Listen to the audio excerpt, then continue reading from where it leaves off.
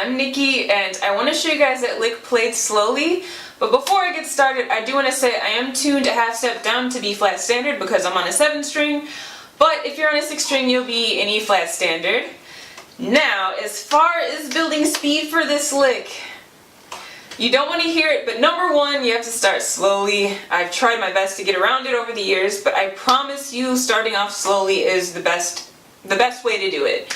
You start slowly, you build a good foundation, and then in the long run you're saving yourself time by not cutting corners. And you just have to stay determined. We all have to go through it, so that's the number one tip, is to start slow.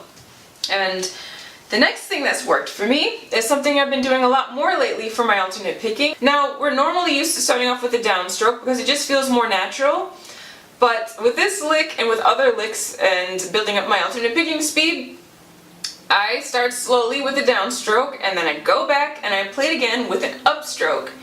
And it's awkward and it's uncomfortable, but over time it feels quite a bit more natural. Once you start building speed, and I'm almost to the point where I can play this like full speed with an upstroke, but I'm still working on it. I've noticed once I started to build up speed that my picking hand became more tight, as far as I've noticed that my pick would be a lot closer to the string, which is exactly what you want when you're trying to get fast. At least for me, I found to keep speed and to keep efficiency, you want to have your pick as close to the string as possible. That way you're not wasting extra energy with big movements and getting tired quickly. That is definitely going to improve your playing quite a bit if you guys have the time for it. And I understand it does take a lot of time. I'm talking, I'll start the lick with a downstroke, play with an upstroke, bump up the speed a few BPMs, do it again, over and over and over again. If you don't have time for that, I suggest at the very least, while you're playing slowly with the downstroke, just pay attention to your picking hand.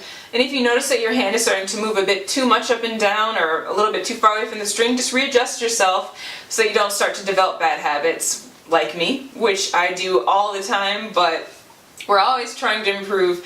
That's the beauty of this instrument, or any instrument in general, is that you're always improving and you're always learning and you're always readjusting things and trying to get better. And I just want to make sure that you guys don't get discouraged, because we all go through it at all levels. We're all trying to improve something and we all have our challenges, so just don't give up. But yeah, maybe some of you guys have heard of these tips before, but if you haven't tried them, I highly suggest you do it. I promise you'll see some improvement. Alright, so here's a lick played slowed down, starting with a downstroke.